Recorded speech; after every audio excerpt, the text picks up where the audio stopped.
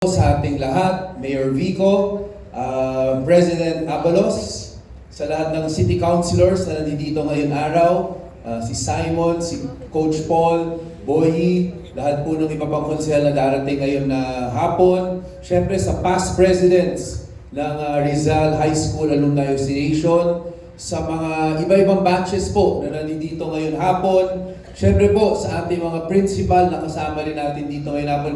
Isang again, good afternoon sa ating lahat.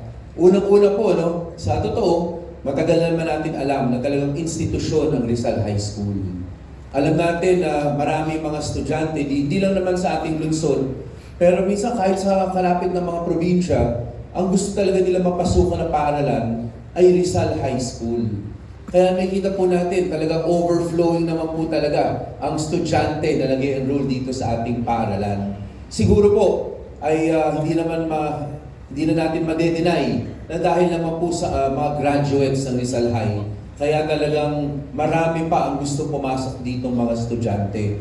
Sana po tuloy-tuloy ang tulong, suporta ng ating graduates dito sa inyong paaralan dahil sa totoo lang ay napakagandang inspirasyon ang Rizal High School, hindi lang sa lungsod ng Pasig, pero sa buong Pilipinas. Mabuhay po ang Alumni Association.